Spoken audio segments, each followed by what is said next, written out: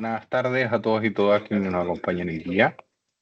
Vamos a dar inicio a la cuarta presentación de este ciclo de webinars del Departamento de Economía y Estadística. Hoy día tenemos la presentación Revisión y Propuesta para la Estimación de la Ojiva y Talla de Madurez Sexual, que va a realizar Alan Barraza del mismo departamento. Comentarles que se va a grabar esta actividad, se va a compartir la presentación y la grabación una vez que haya sido editado, además de una encuesta de satisfacción. Posterior al término de la presentación va a haber un espacio de diálogo, así que los invitamos a que puedan participar activamente. Camilo Torres, jefatura del departamento, es quien va a moderar esta actividad. Así que adelante, Camilo, te cedo el micrófono. Muchas gracias, Javier.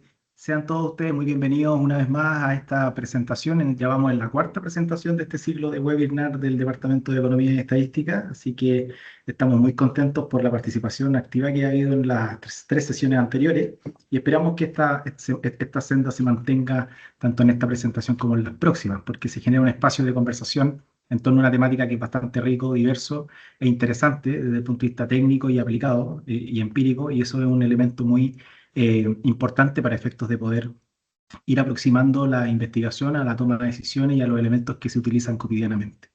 Como bien decía Javier, ahora en este turno, en esta presentación, Alan va a hablarnos sobre la estimación de la ojiva y talla de madurez sexual, que ya es un tema de estadística más bien aplicada, pero sumamente relevante desde el punto de vista de las medidas de administración que se van a definir con los resultados de este tipo de análisis. Así que, Alan, cuando tú gustes, comienza y vamos a darle inicio a la presentación.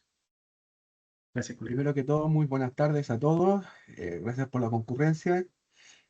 Ahora comenzaré a hacer una presentación. Voy a ir rápido para que podamos alcanzar a ver todo lo más posible, ya que este trabajo es bien extenso. Lo traté de resumir lo mayor posible, así que espero que les guste.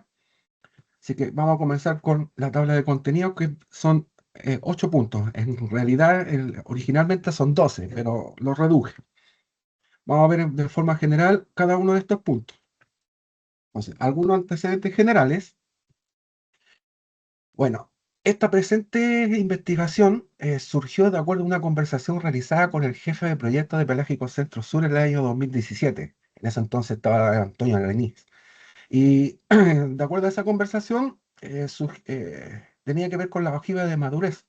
En ese entonces él tenía varias dudas y consultas que me quería realizar si yo había visto este tema. Después de eso, me empecé a interiorizar en el tema, donde tuve varias reuniones con varios investigadores, observadores científicos, jefes de proyectos, de varias áreas de investigación, tales como Demersal, Pelágico Centro Sur, Pelágico Zona Norte, NRAM. También me acuerdo que estuve conversando con gente que estuvo asociada a la estimación de la ojiva en locos, en crustáceos, en evaluación indirecta y un sinfín de personas. Gracias a ellos me facilitaron una serie de artículos y papers, libros que usaban de referencia y me puse a investigar. Y dentro de todos ellos me di cuenta de que había cierta bibliografía, una específica, donde se encontraban varias inconsistencias desde el punto de vista estadístico, como también falta de información. Por ejemplo, decían que estimaban la ojiva desde un modelo logístico, pero no decían cómo lo estimaban, pero sí decían el software que ocuparon, o viceversa. Ocupaban el modelo logístico, pero no decían nada más. Entonces, había como varias informaciones incompletas.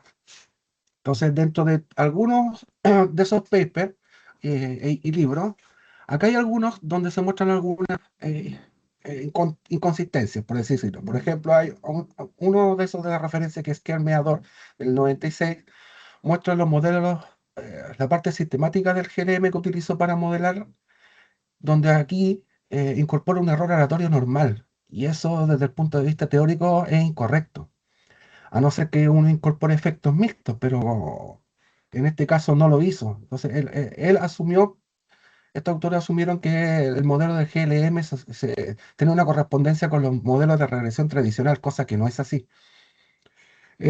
Arancibia del 94, Cerno y Arzún del 98 y Roa et al del 99 propusieron una ojiva de este estilo, donde acá ponen un 100%, un 100 y aquí un alfa. desde el punto de vista de un GLM, esta parametrización es incorrecta. No se puede usar esta expresión para un GLM. Hay otros autores, por ejemplo, Arencibe de Al, no dice cómo lo estimó, al igual que Cerno y Arzún. Roa en este caso asume este alfa 1, porque si uno se pone a calcular la ojiva de madurez con un GLM en R, te va a arrojar problemas porque te va a exigir de que ese alfa sea 1. Entonces, yo creo que por eso se asumió 1 en ese entonces. Otros autores, por ejemplo, Pérez del 2012, aquí hay un error de transcripción porque si ustedes ven el parte del paper dice que el L50 es igual a esta ojiva, lo cual efectivamente debe ser un error de transcripción porque ese tiene que ser P, no el L50. Además, King propone este modelo es una modificación de ese modelo King que lo vamos a ver un poquito más adelante. Chong en el 2019 propone esta ojiva, es decir, este modelo logístico, pero acá abajo pone que en el E50 tiene esa forma. Yo en su momento yo hablaba con él bastante, conversábamos de este tema, nos íbamos al primer piso del edificio, nos poníamos a fumar un cigarro y nos conversamos todo el día de esto. Y yo le comenté pues, de que aquí se había equivocado, y porque aquí es menos y aquí está el más. Si hubiera puesto menos aquí, ahí hubiera estado correcto. Y lo que él me dijo en su momento es que, palabras de Luis Chong, para que veas cómo son las revisiones de los papers. Después, Baje et al. Del 2019 propone esta forma de ojiva, la cual tiene la misma forma que las vimos anterior, donde aquí no es un valor 1, sino pone una proporción máxima, y tiene una estructura bien, eh, no decir rara, pero poco común, la parte del exponente de la ojiva. Sin embargo, eh, cuando él cita a este autor, Walker 2005, uno va a la referencia y ese autor no nombra, ni menciona, ni muestra nada de este modelo. Entonces el autor se tiene que haber confundido sobre ese autor. Y así entre varias otras más, hay muchos otros papers que tienen, estos son algunos. Entonces de todo esto surgieron las siguientes preguntas. La primera fue, ¿qué es una ojiva madurez y qué es la talla de madurez sexual al 50%? O la otra pregunta es, ¿hay alguna definición estadística sobre la ojiva de madurez y la talla de madurez sexual? ¿Existe alguna relación sobre la estructura de talla y la ojiva de madurez? ¿Por qué se utiliza la función logística para la modelación y no otra? Y si en IFOF se dispone de algún documento de referencia de carácter institucional para abordar este tema, así como lo tienen algunos documentos como la estructura de talla, el IGS. Entonces, de todas estas preguntas surgieron los siguientes objetivos.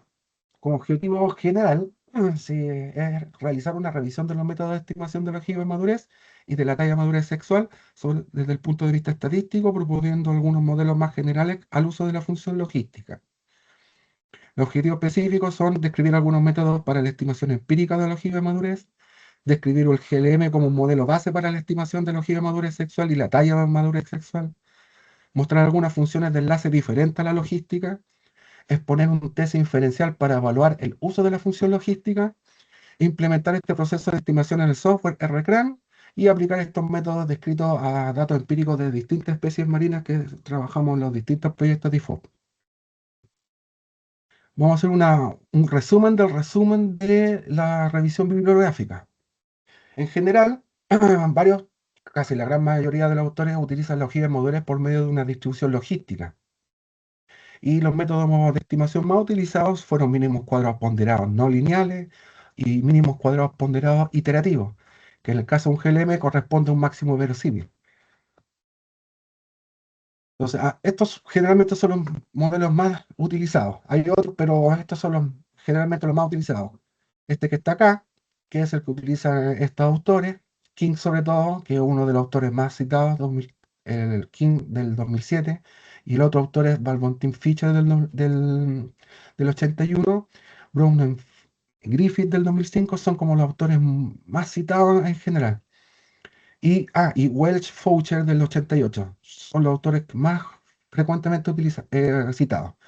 Y estas son algunas expresiones de la ojiva que utilizan distintos autores. Por ejemplo, acá, que es la ojiva se modela por una distribución acumulada de la distribución logística con un parámetro de posición L50 y un parámetro de escala sigma. Acá el parámetro de escala cambia de sigma a 1 dividido por sigma, y esta es la parametrización desde el punto de vista de un GLM, donde acá está el parámetro, el intercepto y la pendiente. Hay otros autores que también utilizan otras perspectivas, por ejemplo, Nes Pereira y González del 93 estima la ojiva por medio de una curva tipo sigmoide simétrica y estima el modelo a través de una regresión no lineal iterativa. Torrejón Magallanes en el 2017 utiliza un GLM binomial con efectos aleatorios. Bichos en el 2006 utiliza un GLM, pero en vez de una función logit utiliza una probit, que es basada en una distribución normal estándar, para modelar la ojiva en función de la edad en vez de la longitud, en el caso del tiburón maco.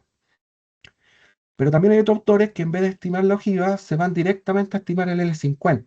Por ejemplo, todos estos autores, final del 54, Carter, Udupa, estiman el L50 directamente por medio de un método no paramétrico llamado Spearman-Carver. Eso es como un resumen, por así decirlo, de la revisión bibliográfica. Por ende, vamos a ver cuáles son las variables principales del estudio, que son claramente la talla y la presencia de madurez sexual. La talla de un ejemplar se define simplemente como una variable cuantitativa continua no negativa, la cual uno puede recategorizar bajo distintas clases de talla establecidas según un equipo de investigación, y cada una de esas clases de talla están representadas por un valor representativo o una marca, que generalmente es el punto medio de ese intervalo. De acuerdo a la especie con la cual se esté trabajando, se utilizan distintas medidas de la talla. Por ejemplo, en besugo, tiburón, en dorada altura se utiliza la longitud de horquilla, pequeños pelágicos se utiliza la longitud total, en moluscos, la longitud peristomal, y etcétera. Acá está la notación asociada a la talla. R es el número de clases de talla. N el tamaño de muestra de ejemplares. NI es el tamaño de muestra de ejemplares dentro de una clase de talla I. X mayúscula sub J representa a la talla específica del ejemplar. X sub I representa a la clase de talla del ejemplar, pero de acuerdo a su marca de clase, o sea, la iésima clase de talla. O sea, hay una distinción: esta es la talla original y esta es la clase de talla asociada al ejemplar. La otra variable es efectivamente la presencia de madurez sexual en un ejemplar, que en general la madurez sexual de un animal es una característica biológica donde se adquiere la capacidad de reproducir, cuyo efecto son la maduración de su órgano reproductivo y puede manifestarse en un crecimiento de su longitud. Sabemos que también está relacionado con la edad, pero en este caso lo vamos a enfocar solamente en la talla.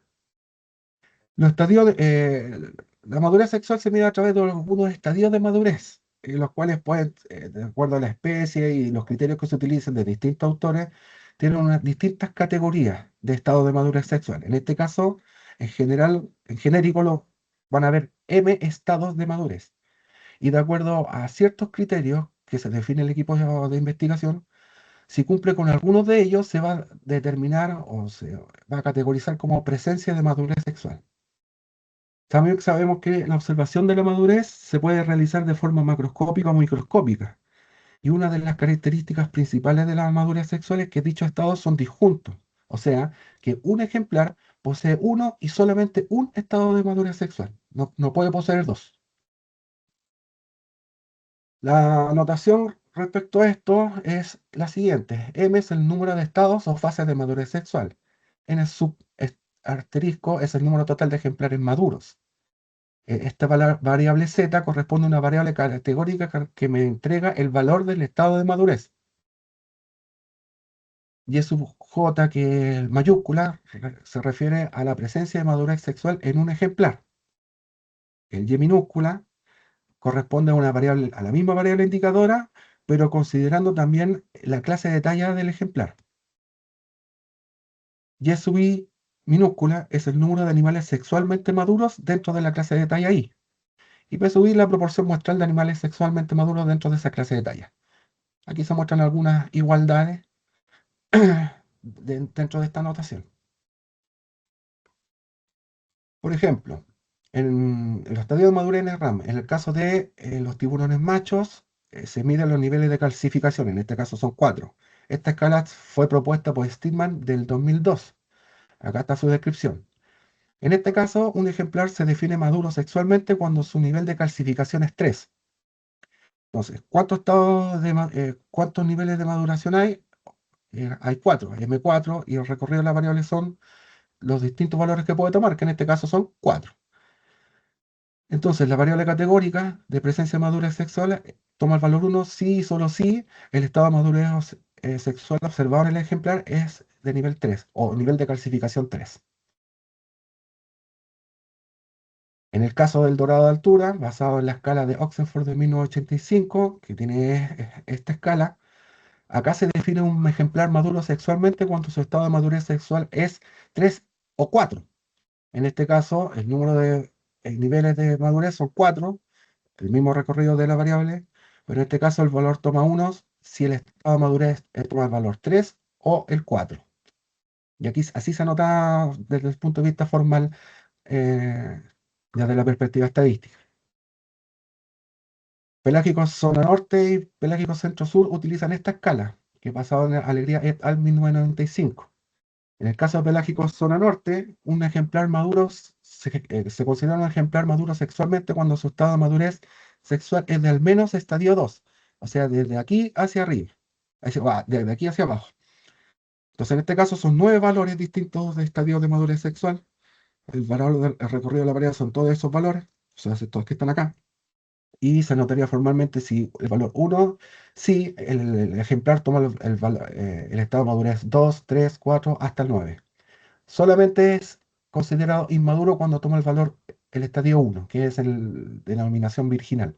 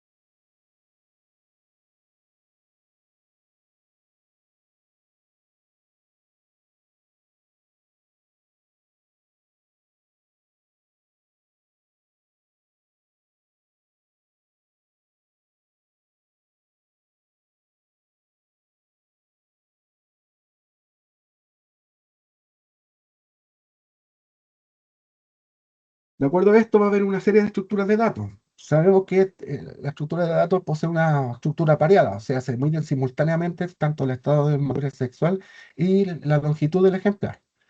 Pero desde el punto de vista del análisis es mucho más conveniente enumerar los datos de acuerdo a las R clases de tallas respecto del número total de animales. Sabemos que el número de clases de tallas siempre va a ser en general menor que el tamaño de muestra. Entonces, de acuerdo a este ordenamiento, se conocen estas estructuras como datos agrupados y no agrupados por clase. ¿A qué nos referimos con esto? Estructura de datos no agrupados. En este caso vamos a un ejemplo genérico de 10 animales, de los cuales 6 son maduros, donde vamos a utilizar la escala que se utilizan en pelágico zona norte y pelágico centro-sur, con 9 valores de estado de madurez. Acá está el identificador del ejemplar, que son 10, la talla específica de cada uno de los ejemplares, que van a ser 10 tallas, los estados de madurez sexual y la presencia de madurez sexual, que si se fijan solamente es 0 cuando el estado de madurez es 1. Si es mayor a 1, entonces se considera maduro. Ahora, si lo agrupamos por talla, en este caso vamos a agruparlo en 5 clases de talla. Suponiendo que la clase de talla 1, el ejemplar 1 y el ejemplar 8 son de la clase de talla 1, el ejemplar 2 y 7 son de la clase de talla 2, y así sucesivamente, uno puede construir esta tabla. Y esta tablita se le llama la estructura de datos agrupados. Acá se pueden ver los maduros, que son en este caso total 4, los inmaduros 4, maduros son 6 y el total de ejemplares son 10. Ahora, de esa tablita nosotros podemos hacer los siguientes análisis básicos. Primero, toda la tabla puedo relativizarla respecto del total de animales, que en este caso serían 10.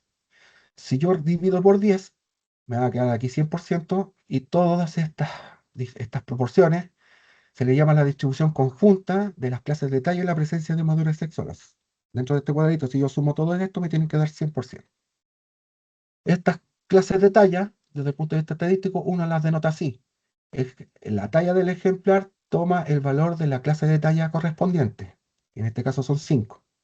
Y estas proporciones que están acá, o porcentajes, uno lo llama, desde el punto de vista estadístico, probabilidad de que el ejemplar esté dentro de esa clase de talla. Y esto nosotros lo conocemos como la estructura de talla de los ejemplares, sin considerar el estado de madurez, solamente la estructura de talla general. Y acá se vería como un gráfico más o menos como debería ver esta tabla. Ahora, en vez de dividir por 10, podemos dividir por el total de ejemplares maduros o el total de ejemplares inmaduros. Si se fijan, ahora suman 100% acá en la columna. Por eso se le llama perfil columna, porque se saca el efecto de los distintos tamaños de muestras de las distintas variables a través de las columnas. Esto sigue siendo la estructura de talla, pero estos dos también tienen su nombre. Esto corresponde a la estructura de talla de los ejemplares maduros y esto corresponde a la estructura de talla de los ejemplares inmaduros. Esta es la notación desde el punto de vista estadístico, que es la proporción o la probabilidad de un ejemplar pertenezca a esa clase de talla, dado que es un ejemplar maduro, y la proporción de ejemplares que pertenecen a esa clase de talla, dado que el ejemplar es inmaduro. Y se esperaría más o menos una alta densidad en ejemplares bajos, en el caso de los inmaduros, y se esperaría una estructura de talla con alta densidad en los ejemplares de mayor talla. Y si se podemos hacer el perfil fila, el perfil columna, también podemos hacer el perfil fila, que es dividir respecto del total de ejemplares de cada una de las clases de talla. Acá se ve la proporción total de maduros e inmaduros sexualmente, y en este caso acá lo denotamos así, que es la proporción de maduros dada la clase de talla y la proporción de inmaduros dada la clase de talla. Este de acá es conocida como la ojiva de madurez, este que está acá, y proviene del análisis de esta tabla cruzada desde el punto de vista de un perfil fila. Este se le llamaría, por así decirlo, la ojiva de inmadurez, y más o menos tienen estas formas una y la otra. Entonces, de aquí desprendemos los siguientes parámetros.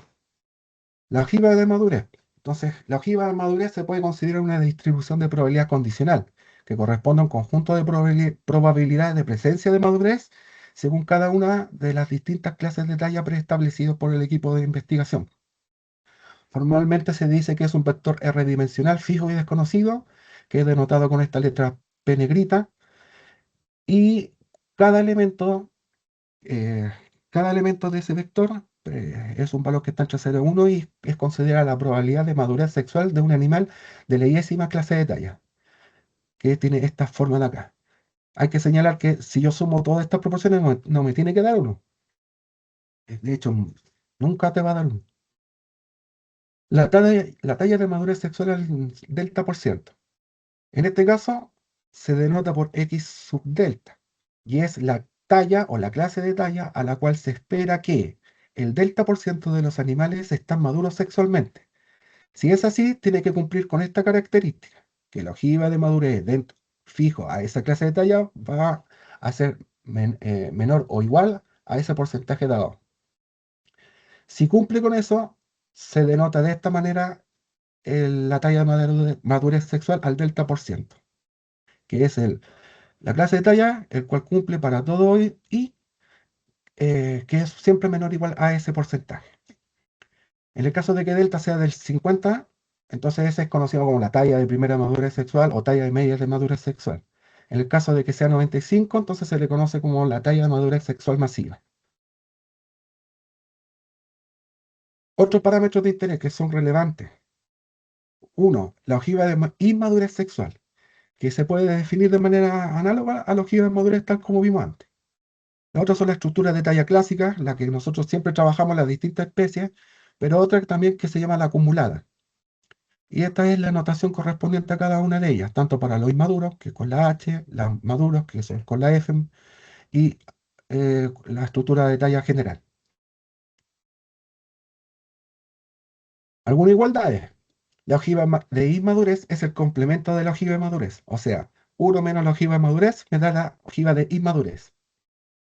Otra propiedad es que la estructura de talla de la especie depende tanto de la estructura de talla de los maduros como de los inmaduros, ya sea de forma estándar o la acumulada.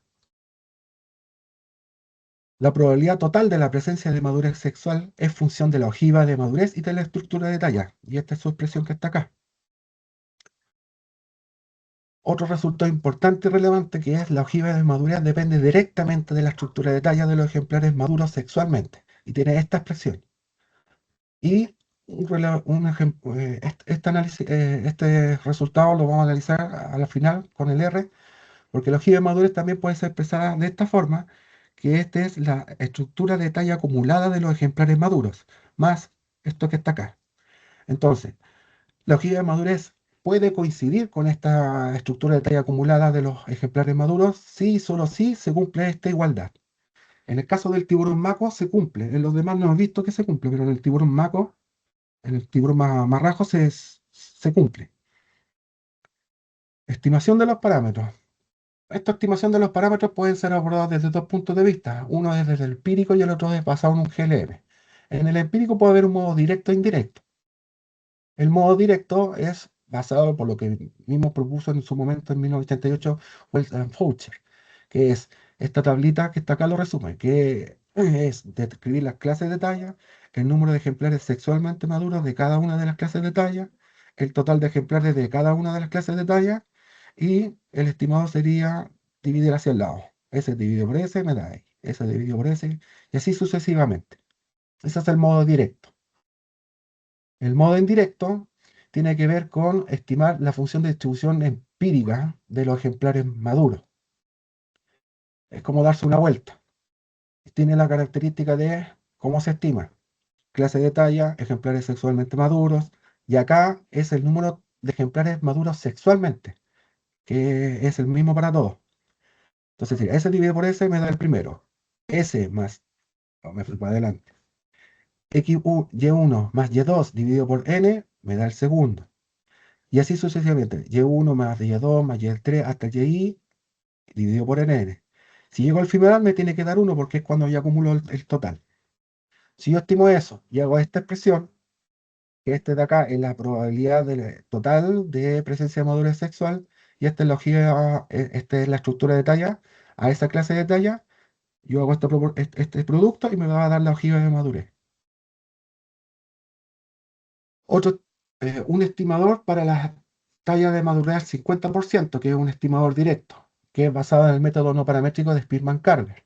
que fueron propuestos en estos años, en 1908 por Spearman y en 1931 por Scarver. Tiene esta expresión. En este caso, esta talla es una media, es una talla media, este estimador. Y la ventaja de este estimador es que no tengo que hacer ningún supuesto para poder estimarlo. Y el enfoque modelo basado está basado en los GLM, que es conocida como la familia de dispersión exponencial, o lo llamamos simplemente familia exponencial, que es denotada por esta F gótica sub X. Mm, Hay muchas referencias respecto a estos modelos, y en general vamos a ver que el GLM está formado por tres componentes, que son la aleatoria, la sistemática y la relacional. La sistemática tiene esta forma, que yo sé que muchos lo han visto, donde acá esta función es una función diferenciable, monótona y una otra serie de propiedades que es llamada como link o función de enlace. El eta sub i, que es como una n, es el predictor lineal de la función, que depende del intercepto, la pendiente y la clase de talla i asociada al ejemplar. P sub i es la probabilidad de madurez sexual de un P con clase de talla i. Esta es la parte sistemática del GLM.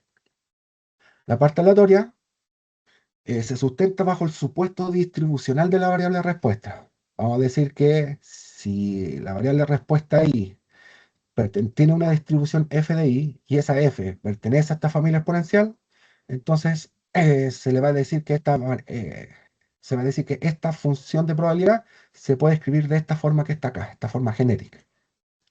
A veces son son formas funcionales que específicas de acuerdo a las distintas distribuciones que están subyacentes dentro de un GLM, pero aquí lo importante es enfocarse en este parámetro phi sub i, que se le llama parámetro de localización natural, este que está acá, el que acompaña a la variable de respuesta, que es y sub i.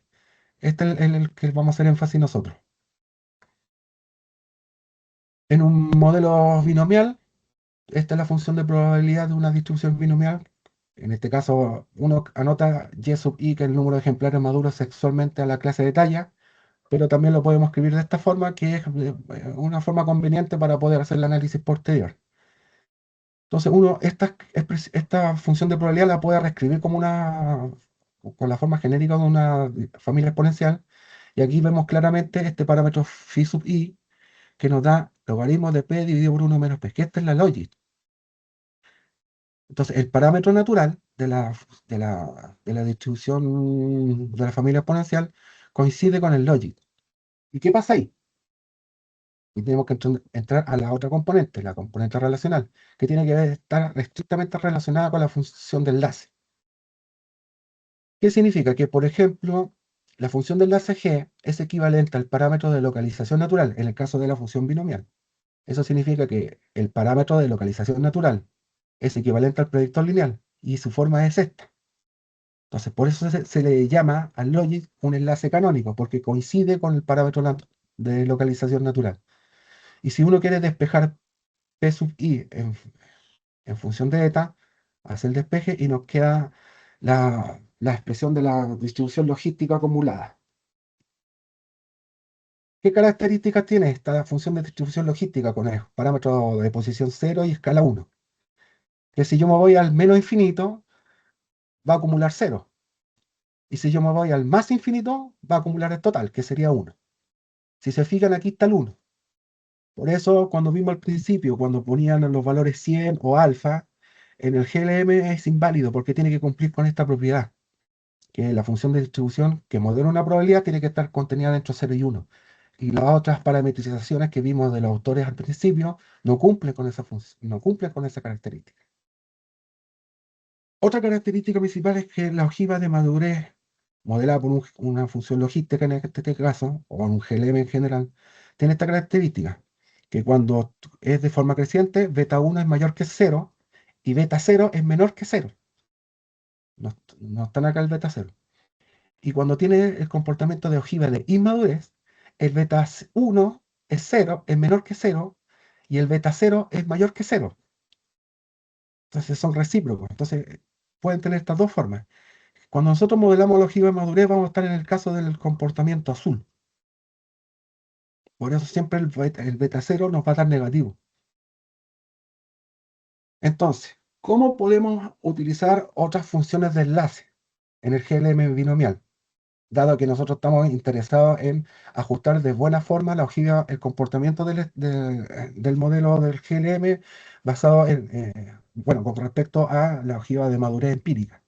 Entonces, para esto se pueden utilizar distintas funciones de distribución. Nosotros en este caso, cuando trabajamos con el logit o el logito o el logístico, estamos trabajando inherentemente con una función de probabilidades logísticas, pero también se puede usar otra, porque todas las otras también cumplen con la propiedad de estar dentro de un intervalo unitario. Y estas distribuciones son conocidas como distribuciones de tolerancia. Dentro de estas distribuciones de tolerancia uno puede desprender distintas funciones de enlace, los cuales se pueden llamar en dos grupos. Una se llama funciones de enlace no canónicos estándar y las otras no canónicos no estándar. En este caso se le llaman familias de enlaces paramétricos. En los enlaces no canónicos estándar está, por ejemplo, la normal, que se le llama probit, cochit, secante hiperbólica, tangente hiperbólica, log-log y celog-log. Estas son las funciones de enlace. Esta es como la fórmula de la función de enlace para los distintos tipos de link basados en las distintas distribuciones de tolerancia. Y esta sería la ojiva de madurez estimada. Sí, poblacional, más que estimada. Si uno la graficara, uno podría ver estas distintas formas. La logit es la de color negro, la que está ahí. Entonces, si se fijan cómo se van cambiando el comportamiento de las ojivas teóricas respecto de la logit, que es la que siempre se usa. Ahora, si nos vamos a las familias de enlaces paramétricos, tienen que ver porque ahora las funciones de enlace tienen parámetros asociados. En el otro, los enlaces no canónicos estándar no tienen parámetros asociados. Siempre vamos a estar trabajando con estimar beta 0 y beta 1. Pero si ocupamos cualquiera de estas funciones de enlace, vamos a tener que estimar beta 0, beta 1 y además los parámetros que están asociados a estas funciones de enlace. Esta sería la fórmula de los link. Si se fijan, ¿dónde está? Plogit, ahí está. Es la función logit, pero está elevada a una potencia. Está la Pregibbon, Aranda Ordaz. Gosset está basada en la distribución T de Student. Pregibbon está basada en la distribución lambda generalizada. La Aranda Ordaz, que ese es AAO, Aranda Ordaz está basada en una distribución Burr. La P-Logit tiene una potencia logit. Exponencial logit es una mezcla entre la distribución exponencial logit, la Weibull, que tiene esta función de distribución acumulada, y la Weibull, que es una mezcla entre la Weibull y la logit. Aquí vamos a ver algunas de las formas. Entonces, la P-Logit tiene más o menos esos comportamientos teóricos de la ojiva. La Gosset tiene esa forma. La Weibull tiene esas formas. Si se fijan cómo va cambiando el comportamiento de esta ojiva, cuando el parámetro logit de la potencia logit es 1, corresponde a la logit tradicional. Si la Weibull es 1, corresponde a la distribución exponencial. Si la Gosset es 1, entonces es mejor utilizar la distribución, el enlace Cauchy. Si la Gosset tiene un valor mayor que 25, entonces es mejor usar la Probit. La exponencial logit tiene esta forma y la Weibull esta otra forma. En el caso de la Weibull 1 con parámetros 1, 1 es equivalente al link logit. La Weibull también en el caso 1, 1 también equivale a la función de enlace logit tradicional. La Aranda Ordaz tiene estos comportamientos y la Pregibbon estas que están acá. La Aranda Ordaz parámetro 1 equivale a la logit y la Aranda Ordaz con parámetro 0 corresponde a la celog-log. Pregibbon 0, 0 equivale a la logit. Entonces, ya que vimos estos comportamientos teóricos de las ojivas, vamos a ver cómo se estimó. Entonces, el GLM se escribe desde el punto de vista formal el espacio paramétrico de los, valga la redundancia, de los parámetros que tiene asociado el modelo, que en este caso son los betas, el beta 0, el intercepto y la pendiente, más los parámetros asociados a la función de enlace. Formalmente se denotaría de esta forma. La estimación del GLM binomial, en el caso de utilizar un link canónico, o la logit, o los no canónicos estándar, se utiliza la estimación tradicional, un máximo verosímil o mínimos cuadros ponderados iterativos. En el caso de usar la familia de enlaces paramétrica, entonces aquí se usan dos formas. Es decir, hay un procedimiento. Primero se calcula un perfil de verosimilitud Es decir, disculpen. El método que se utiliza es el perfil de verosimilitud o perfil de desvianza, que depende de dos estimadores. Uno es el máximo verosímil y el otro es un método, método simplex. Hay otros, pero en este caso utilizamos el método simplex en el del MIP. ¿En qué consiste? El paso 1, se estima el GLM binomial por link logic tradicional por máximo verosímil.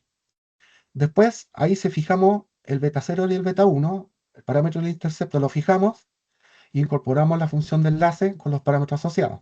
Y se estima el parámetro asociado al link por método simplex.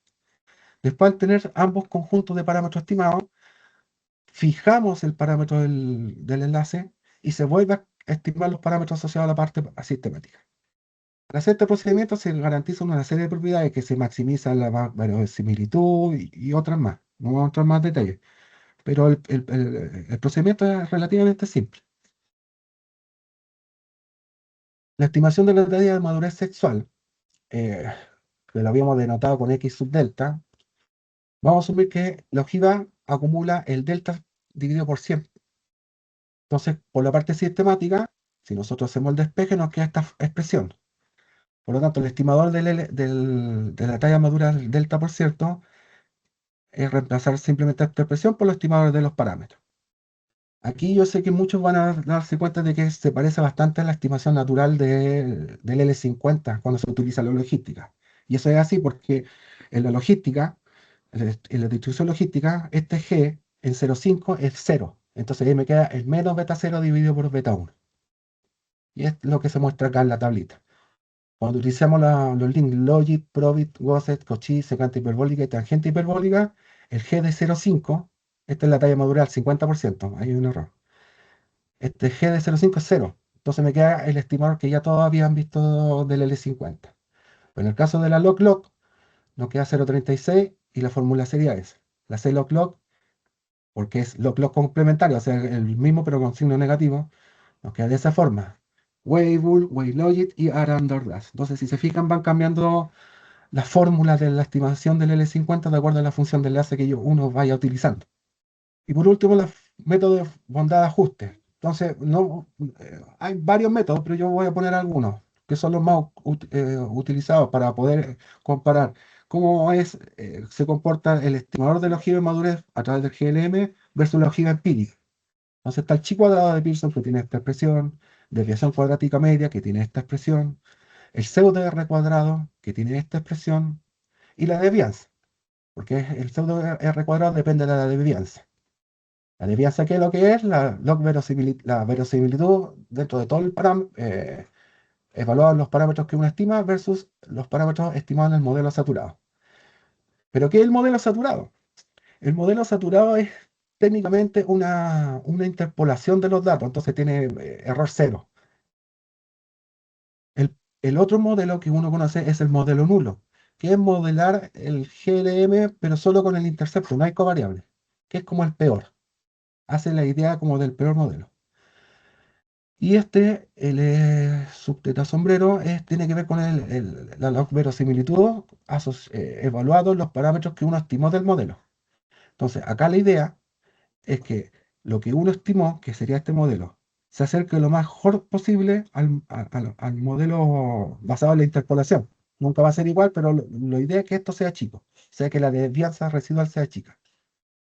Esto es conceptualmente visual. Este gráfico nos permite visualizar el comportamiento de lo que significa la desvianza, tanto la nula como la residual. Y por último, el test de bondad de enlace. ¿Qué es lo que es un test de bondad de enlace? Es un test que nos permite evaluar la pertinencia de utilizar la función de enlace logic.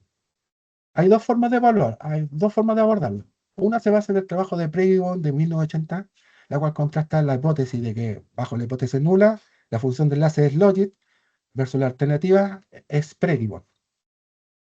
Y la segunda se basa en el trabajo de Atkinson-Riani del año 2000, el cual se propone un test para evaluar esta función de enlace en un caso de un GLM general. En este caso nosotros lo vamos a trabajar en el caso Logic. Y esto se sustenta en la estadística robusta, donde H0 es que es el link es el Logic versus no es Logic. Esto, antes de pasar, quiero que veamos esta ejemplificación. Aquí hay varias funciones que he programado, pero no están validadas en su 100% todavía. nos va a servir, sí, para visualizar los conceptos que hemos estado hablando.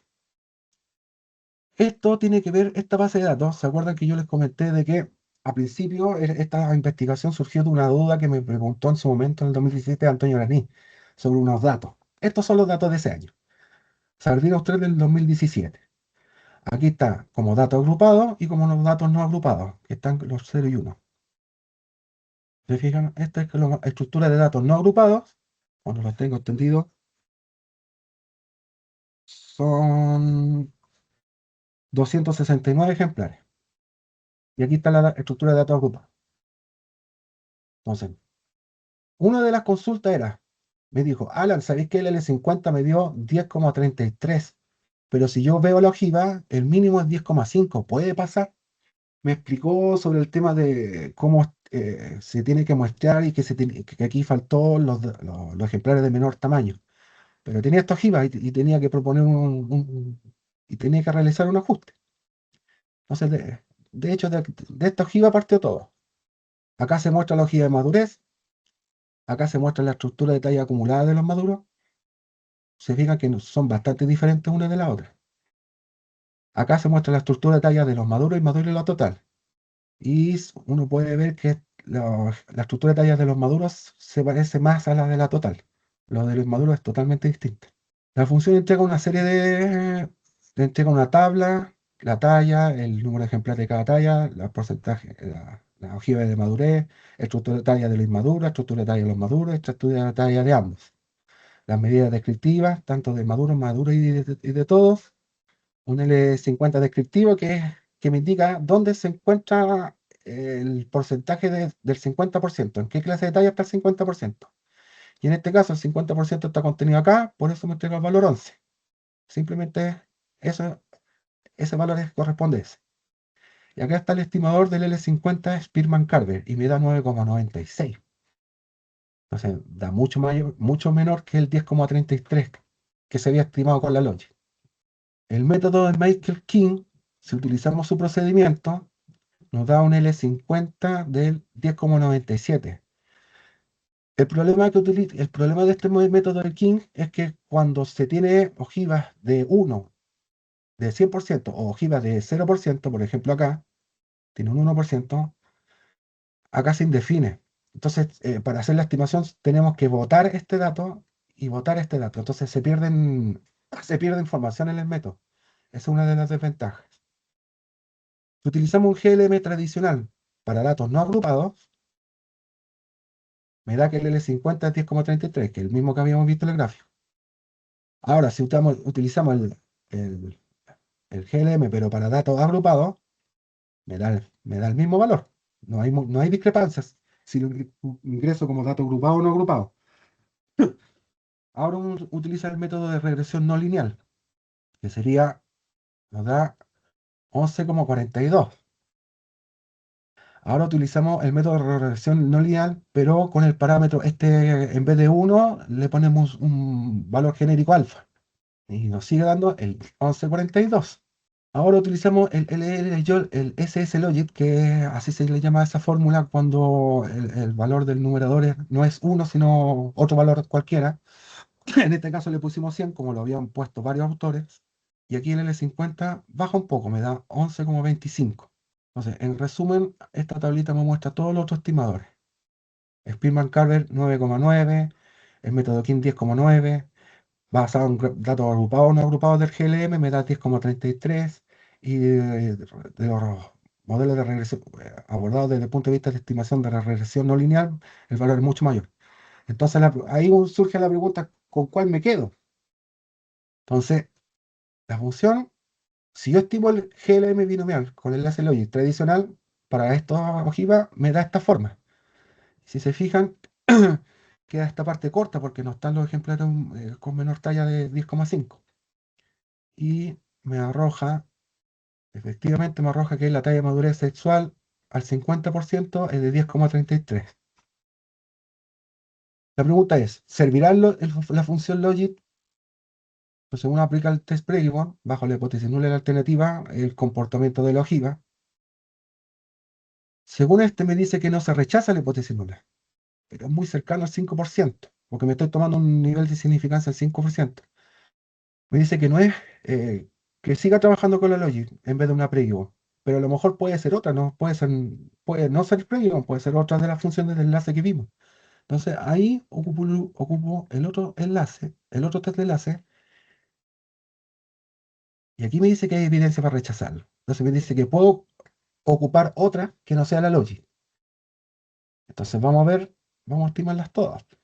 Entonces aquí está G- GLM binomial con link tangente hiperbólica, y aquí se ve el comportamiento. Voy a ir sacando de a uno pero fíjense en el comportamiento de la ojiva. Ahí aparece uno, Parandordas, Pregibon, Goset, Cochit, Probit, Celoclock, Loclock, Waylogit, Exponencial Logit, Potencial Logit y la Logit tradicional. Si queremos ver sobrelapadas todas las curvas, ahí se ven. Entonces se ven varias diferencias en el estimador de la ojiva. Entonces, si uno hace los métodos de bondad de ajuste, ahí está. Bueno, Matt no lo puse en la presentación, pero también están acá las demás. Entonces, puse esto arbitrariamente, como para que se pudiera ver el mod 1 es la Logit. Si se fijan que yo le puse parece ganar el modelo 9, porque el modelo 9 está aquí. Tiene el map más chico que todos. Tiene el valor del mape más chico que todos. Tiene el MSD también menor que todos. La idea es que este sea el menor de todos, el menor de todos, el menor de todos. El pseudo R cuadrado, la idea es que sea el mayor de todos, que efectivamente también se cumple. El IAC, el escrito de Akaike, también es el menor de todos. Y el chi cuadrado es también el menor de todos. Entonces parece ganar el modelo 9. ¿Y quién es el modelo 9? Es basada en la función del enlace Gosset y tiene este comportamiento y me arroja un estimador del L50 de 11,42. Sube efectivamente respecto del modelo Logic. Ahora quiero complementar con esto. Esta base de datos tiene que ver con Loco. Es de un proyecto FIF del año 2016, 2017, por ahí. Entonces, para distintas horas, tanto machos y hembras, se les estima la ojiva de madurez. La talla, en este caso, la longitud peristomal. Vamos a calcular esta tabla. Este es como más cortito, pero esto quiero que vean de que cuando yo hago en caldera machos, si se fijan bajo H0 y bajo H1, la ojiva de madurez, bajo la Logic con la teórica general, se sobreponen, entonces me va a arrojar todo el rato de que no se rechaza la H0. O sea, mejor sigo trabajando con la Logic. En el caso de machos, la zona de hornitos también trabajo con la Logic. En machos Pisagua sigo trabajando con la Logic porque me dice que no se rechaza. Macho Quintay, sigo trabajando con la Logic, no se rechaza. Hembras Caldera, sigo trabajando con la Logic. Hornitos Caldera, no se rechaza, sigo trabajando con la Logic. Hembras Pisagua, no se rechaza, sigo trabajando con la Logic. Y en Quintay, aquí, si se fijan, aquí hay un comportamiento medio raro. Y aquí me dice, si hay evidencia para rechazar la hipótesis. O sea, aquí mejor utilizar otro que no sea la Logic. Vamos estimando. Puse este ejemplo para ver para ir probando los distintos ojivas de madurez para probar el test de función del enlace de Logic y también para que vean que este modelo todavía le falta en algunos links cierta validación. Por ejemplo, acá está link tangente, secante hiperbólica, Aranda Ordaz, Preguimus más raro, no sé por qué arroja por allá, atribuido a ese dato. La Gosset, Cochit, Probit, Celoclock, Loclock, Waylogit. Acá, todavía hay problemas de validación con esta potencia Logit y la Logit tradicional. Aquí, efectivamente, gana el modelo 11, que es el que tiene menor valor de los indicadores. A excepción, el MAP es menor. El MAP aquí hay arroja errores porque hay valores cero en el MAP. El MCD es menor. El pseudo R cuadrado es del 87%, acá es del 80%. el IAC es menor y también el chi cuadrado. Entonces, aquí nos está sugiriendo trabajar con el modelo 11, que sería el Arandor Dash. Y esa sería la Logic tradicional. Nos da 9,35 y en este caso nos da 9,06. Entonces, ahí está la discrepancia en el L50. Y ahora, por último, vamos a que este es uno de los bien interesantes, porque esta base de datos tiene que ver con el más rejo, el besugo.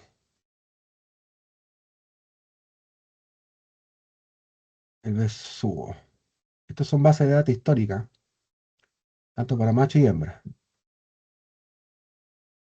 Entonces, aquí está la hoja de madurez empírica, la azul, y la estructura de talla acumulada en maduro. Si se fijan, siempre, generalmente, llega más rápido al 100% la hoja de madurez que la estructura de talla de los maduros. Aquí está la estructura de talla de los maduros, inmaduros y la total. Los maduros se parecen más o menos a la total. ¿Qué quiero que veamos? En el caso de la hembra, me dice que hay evidencia para rechazar la hipótesis nula. O sea, me sugiere que no trabaje con la Logit, que trabaje con otra. Los dos tests me arrojan lo mismo. Vamos a ajustar estos modelos. Y aquí se ve de manera más clara cómo cambia el comportamiento de la ojiva teórica respecto a la empírica cuando cambiamos la distribución lógica. Aquí está la tangente hiperbólica, la secante hiperbólica, la Weibull, Arandor-Dass, la Pregibbon, la Gosset, Cochit, Probit, Celoclock, Locklock, WaveLogic, Exponential Logic, Potential Logic y la Logic.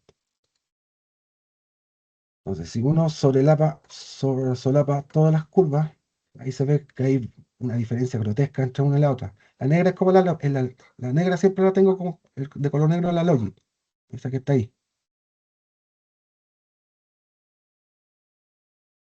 Aquí la medida de bondad de ajuste me sugieren de que efectivamente la mejor en este caso es la Pregibbon, que tiene el MAT mucho más chico, el MCD, el pseudo R cuadrado es del 93%, el IAC es mucho más chico y el chi cuadrado igual. Pero aquí vamos a ver una diferencia. Vamos a graficarlo L50, a ver cómo cambian. Entonces, de acuerdo a la función de enlace, esa es la Spearman-Carver, el método no paramétrico. Fíjense que el Spearman-Carver se me dispara el valor del L50. La Logit está acá abajo.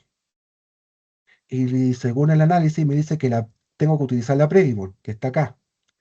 Y si se fijan, los intervalos de confianza no se sobreponen. O sea, me está diciendo que significativamente hay una diferencia en la estimación del L50 y que es significativamente mayor en Pregigon que con la Logit. Entonces, en este caso, si nosotros utilizáramos la Logit y diéramos el estimador del L50 basado en la Logit, estaríamos subestimando desde el punto de vista estadístico el valor del L50.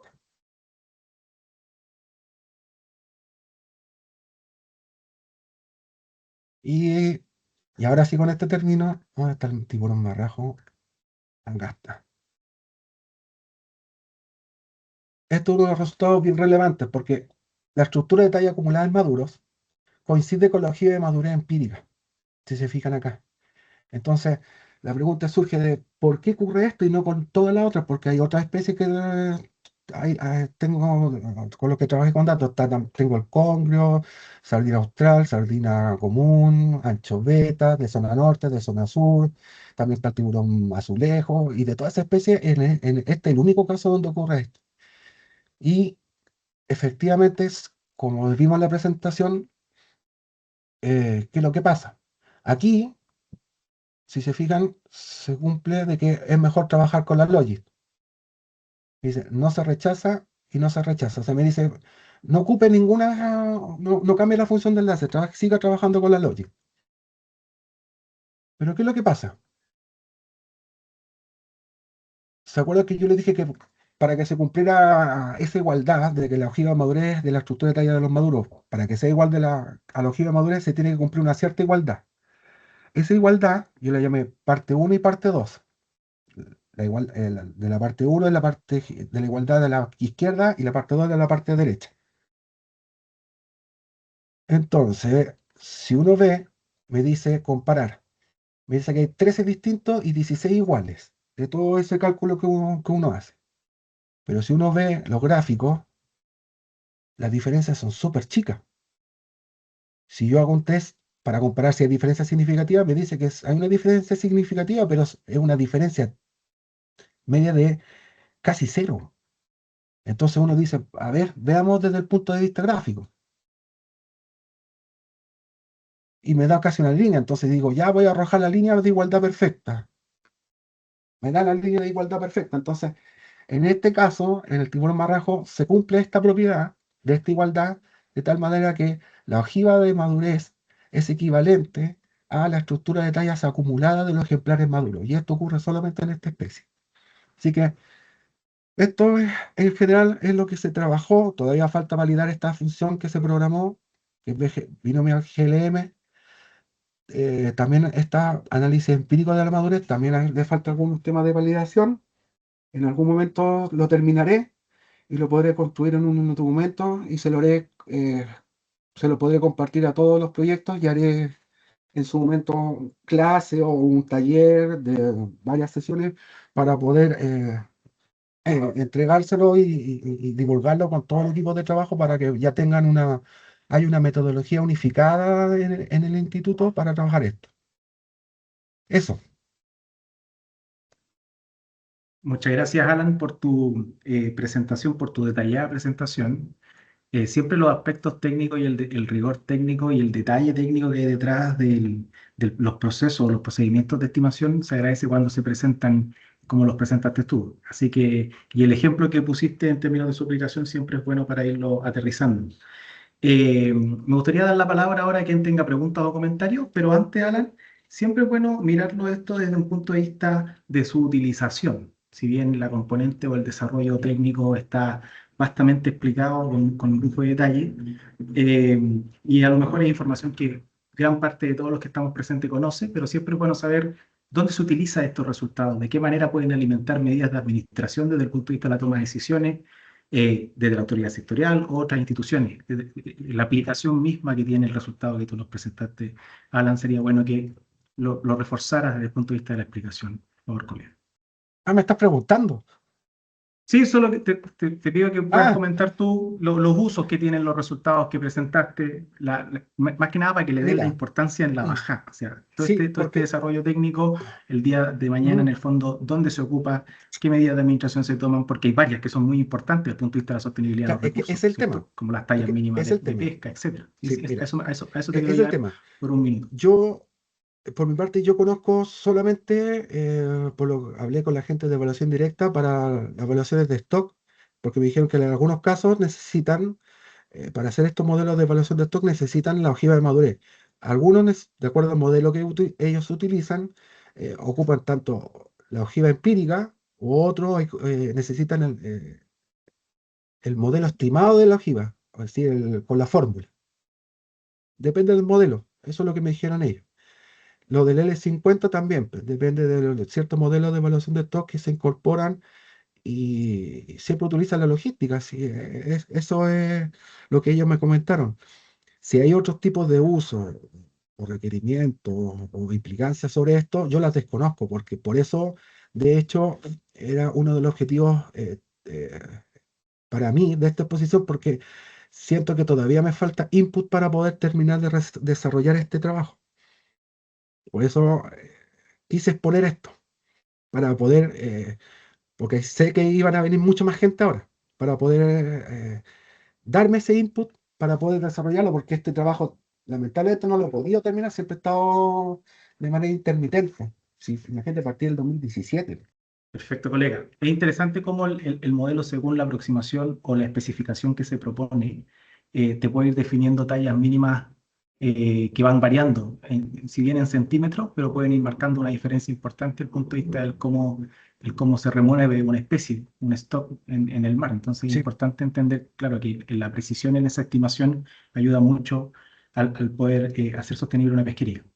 Es un elemento bien relevante desde el punto de vista de la implementación. Así que gracias, colega, por el detalle. Vamos a abrir la ronda de preguntas o comentarios. Gonzalo Muñoz, por favor, estaba primero y luego Maximiliano. Gonzalo. Gracias, gracias Camilo. Para las felicitaciones, Alan, por tu trabajo bien contundente. Por lo siguiente, mira, vi en las gráficas las regiones de confianza. Yo sé que es todo un tema en el ámbito de los modelos lineales generalizados, pero creo que es bueno, ya que estaba ahí de una manera graficado, conversar un poquito al respecto. En general, por ejemplo, las salidas de R ocupan el método analítico estándar, que es simétrico, y que incluso tú lo puedes habilitar en una planilla Excel. De hecho, yo lo he hecho de esa manera. Pero por otro lado, el mismo paquete, Alan, cuando tú llamas a los intervalos de confianza, te entrega los perfiles de verosimilitud, que entiendo que es el más apropiado para este tipo de enfoque. Y otros como el remuestreo también se pueden obtener. Entonces, sí. respecto a lo mismo, que yo sé, como te digo, sé que es todo un tema, el tema de los intervalos de confianza, pero yo sé que si estamos hablando de algo que se quiere llegar a una precisión como el L50, donde ahí sí que los intervalos de confianza tienen un alcance, me gustaría saber tu apreciación respecto a lo mismo. Gracias. A los intervalos asimétricos. Los asimétricos, de perfiles de verosimilitud, que entiendo que la teoría dice que es lo que corresponde para este tipo de emulación. Mira, ese es un punto que yo no lo podía abordar desde el punto de vista estadístico, los intervalos asimétricos. No sé si tendrá una justificación. Desde el punto de vista estadístico, tú puedes usar tanto uno como el otro, pero generalmente su justificación radica en justificaciones al área en el cual se aplica. Entonces, ahí yo desconozco si hay un tema biológico el cual me justifique que mejor hace lo asimétrico hacia la izquierda, porque también lo puedo hacer asimétrico hacia la derecha, el intervalo. Entonces, ahí no tengo ese input como para poder ayudar a resolver ese tema. Entonces, por eso, como yo desconozco, lo hice con amplitud iguales, tanto para el lado izquierdo como el lado derecho, que es como lo estándar. Pero no te podría decir Entonces, si es mejor.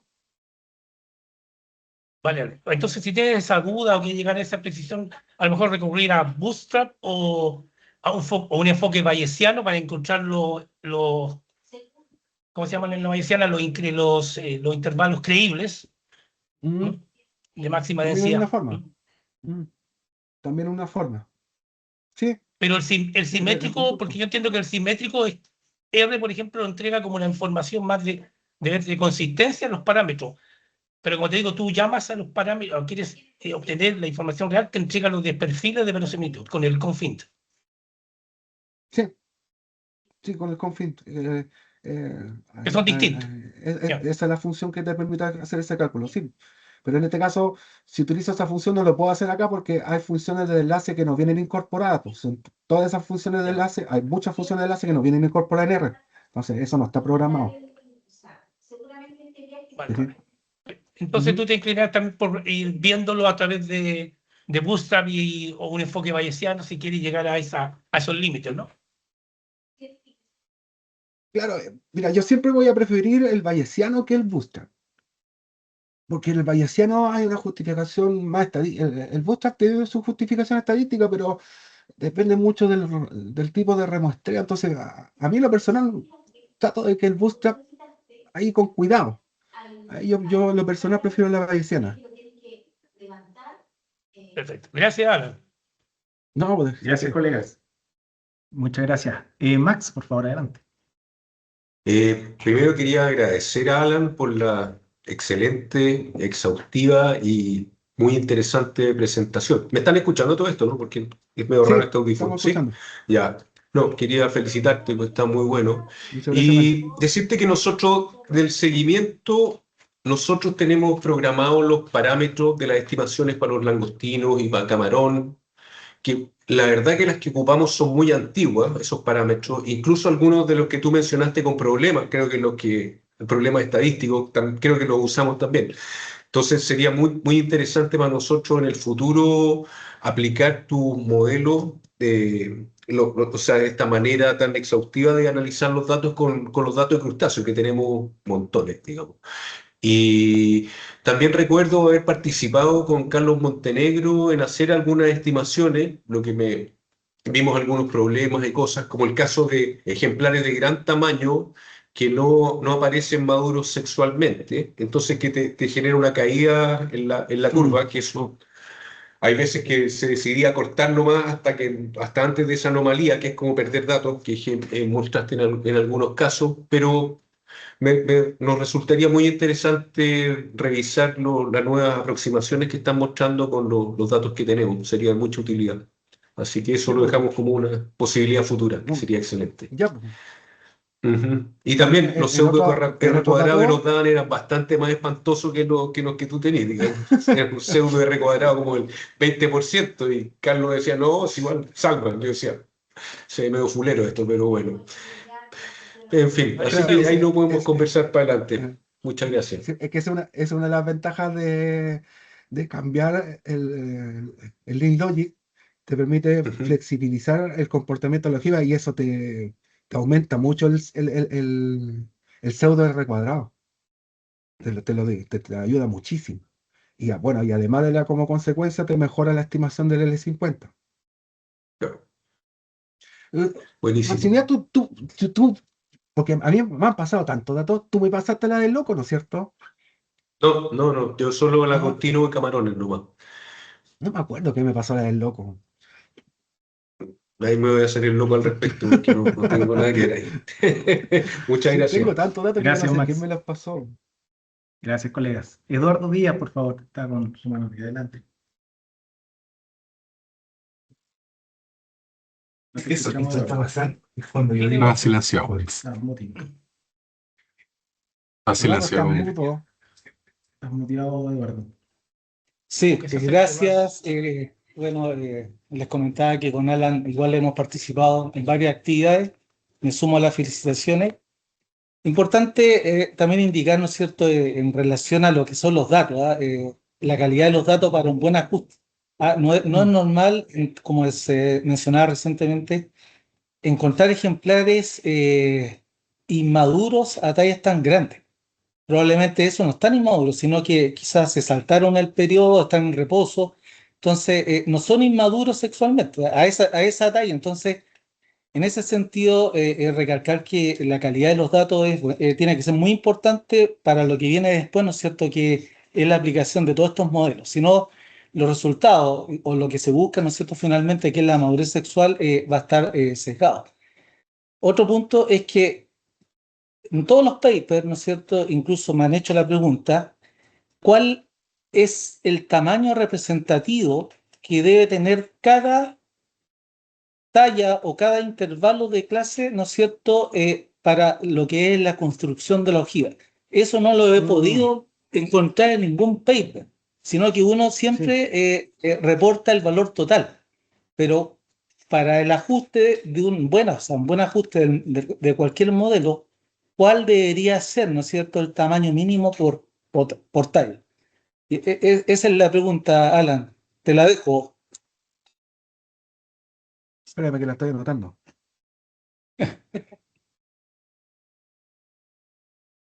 Gracias, Eduardo.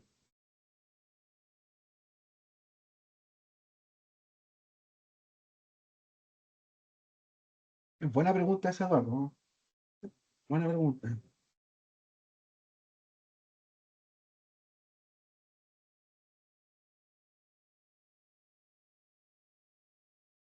Mm,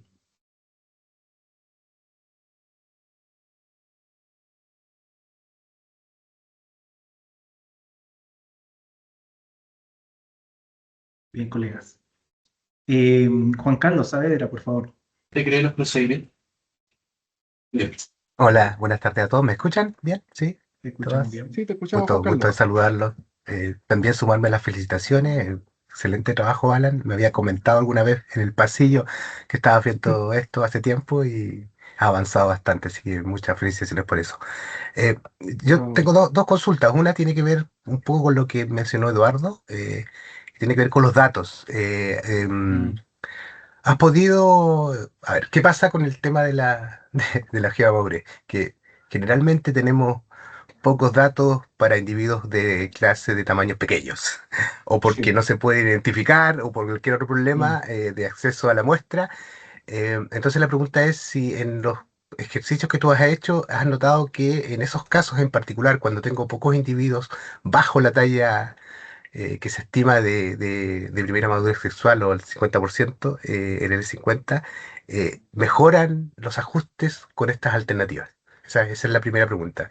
Y la mm, segunda pregunta es algo que no mostraste, que me imagino que lo debes tener en tus códigos, que es relevante siempre en un análisis de modelos, es el análisis residual. Eh, sí, el comportamiento de los residuos es el comportamiento tradicional que uno observa con la logic para los otros. Eh, eso, esas dos preguntas. sí, claro, no, he avanzado en dos, en dos que no son Logic, para este análisis de los residuos, que es, por ejemplo, la secante hiperbólica y la tangente hiperbólica. Porque el C-log-log, la cochilla, eso los tiene el mismo R. Entonces habría que acomodarlo nomás. Pero los otros no podía avanzar porque también se complejiza. La estructura de la función de enlace está ahí. No lo podía abordar en ese punto. Y respecto a ese ejercicio, lo hice en algunos, por ejemplo, parece que lo hice en el Congre, que tenía una estructura de tallas grande y la talla mínima, no me acuerdo cuánto era. Venga, vamos a otro caso. También lo hice con pelaje con centro sur, con anchoveta, que la talla mínima, la talla era 11,5. Entonces, habían ejemplares de 9, de 8, 8,5, 9, así. Entonces, se estima la ojiva de madurez. Después, corto arbitrariamente los datos parece que era de 11 para arriba. Todos los que eran 11 para abajo, los saqué. Y estimé un modelo. Claro, la Logic cambiaba y todos los demás cambiaban, pero hay dos enlaces que más o menos recogen Mm, el N50 de todos los datos sin cortarlo, que son la Pregibbon y la Aranda Ordaz. Son esos dos enlaces que más o menos recuperaron el N50 original de todos los datos completos, sí, eh, pero estimándolo con los datos cortados. sí, En otra especie no ocurre eso, siempre hay diferencias. Pero si va al intervalo de confianza de los L50, no hay diferencia significativa en algunos casos. Eso no, si no me equivoco, ese parece que fue en el Congo. Eh, pero también muchos de esos cálculos se hacían eh, ¿cómo se le dice? Con base de datos históricas, que generalmente, por ejemplo, en anchoveta, en sardinas no se ocupan mucho los históricos, van por año. Entonces, ese ejercicio por año no lo he hecho, porque también no tengo una base de datos en un año que tenga tantos datos.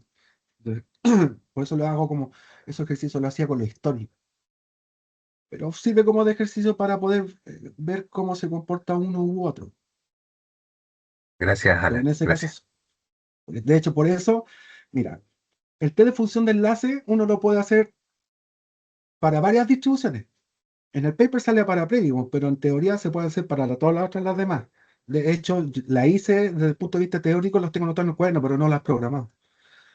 Pero me enfoqué en la Predium fi- eh, eh, por esa razón, por lo que, por lo que me acaba de preguntar, porque como la Predium generalmente recoge esa diferencia de cuando corto o no los datos, entonces por eso me enfoqué en esa, porque si recuerdan, la forma de esa distribución teórica es muy flexible, es demasiado flexible, recoge muchas formas, entonces me enfoqué en esa, ¿no?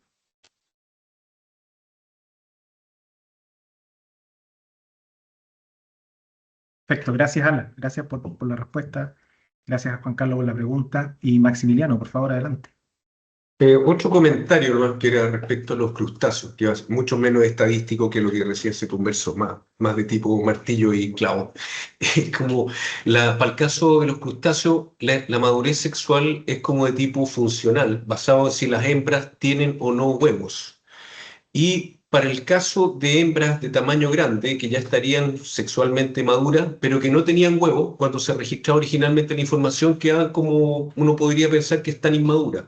Y eso nos obligó a implementar otra categoría que era la de hembra desobada, que era que no tenía huevos, pero tenía la evidencia de haberlos portado. Y con eso se empezó a solucionar el problema de los casos inmaduros a tallas mayores.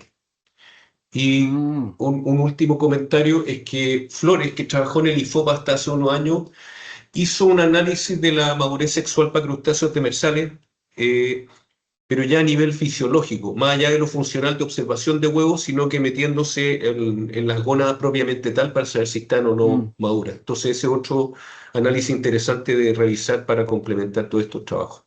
Eso. Sí, pues, Gracias. hizo en el 2000 algo él hizo el análisis histológico. Sí, de hecho, creo tener ese paper por ahí.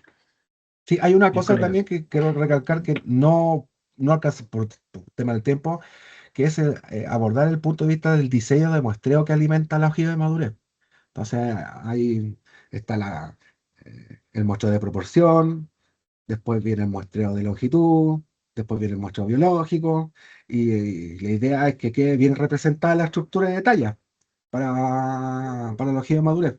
En caso de no cumplir las tallas chicas, se hace un muestreo específico de la talla para poder complementar y llenar esa cantidad de ejemplares de, de menor talla para la ojiva.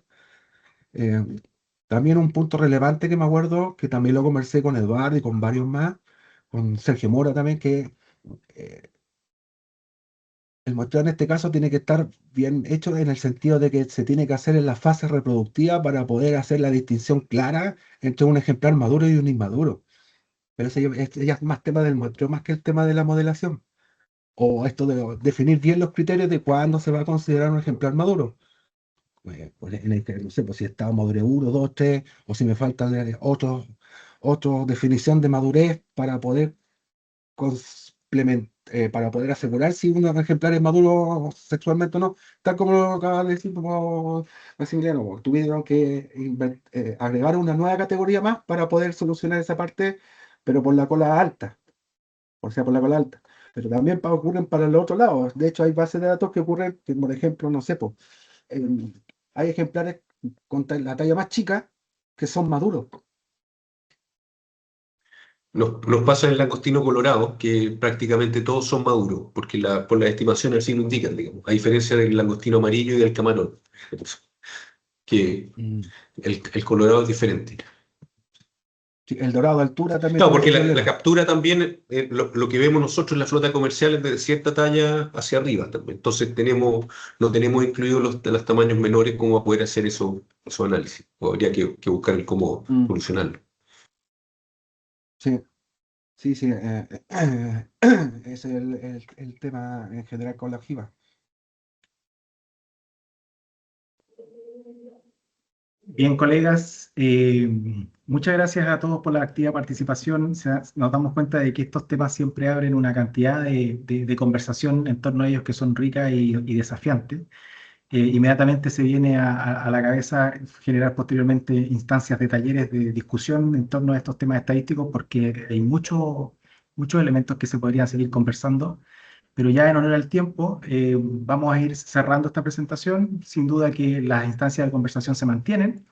Eh, Se agradece a cada uno de ustedes por haberse conectado y, por cierto, sin duda se agradece, Alan, tu presentación, tu detallada presentación y tu activa respuesta a todas las preguntas y comentarios de los colegas, lo cual es bastante importante y fructífero para el quehacer de todos nosotros acá en el IFOP.